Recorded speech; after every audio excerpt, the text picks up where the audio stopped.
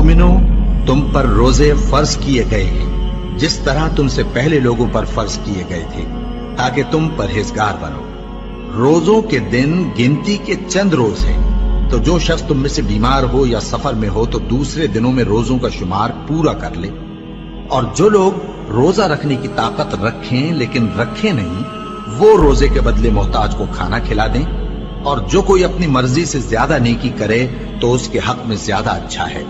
और अगर समझो तो रोजा रखना ही तुम्हारे हक में बेहतर है। रोजों का महीना रमजान का महीना है, जिसमें कुरान अव्वल नाजिल हुआ, जो लोगों का रहनुमा है और जिसमें हिदायत की खुली निशानियां हैं और जो हक व बातिल को अलग अलग करने वाला है। तो जो कोई तुम में से इस महीने में मौजूद हो, चाहिए कि पूरे महीने के रोजे रखे, और जो बीमार हो या सफर में हो तो दूसरे दिनों में रोजे रखकर उनका शुमार पूरा कर ले।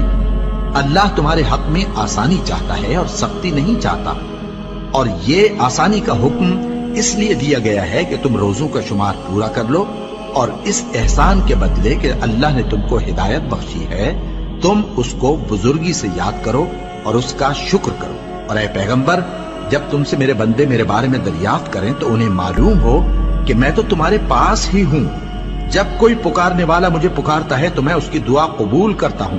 तो उनको चाहिए कि मेरे हुक्मों को माने और मुझ पर ईमान रखें, ताकि नेक रास्ता पाएं। रोजों की रातों में तुम्हारे लिए अपनी औरतों के पास जाना जायज कर दिया गया है। वो तुम्हारी पोशाक हैं और तुम उनकी पोशाक हो। अल्लाह को मालूम है कि तुम उनके पास जाने से अपने हक में खयानत करते थे, सो उसने तुम पर मेहरबानी की और तुम्हारी हरकत से दरगुजर फरमाई। तो अब तुमको इख्तियार है कि उनसे मुबाशरत करो। और अल्लाह ने जो चीज तुम्हारे लिए लिख रखी है, यानी औलाद, उसको अल्लाह से तलब करो और खाओ और पियो, यहां तक कि सुबह की सफेद धारी रात की सियाह धारी से अलग नजर आने लगे। फिर रोजा रखकर रात तक पूरा करो।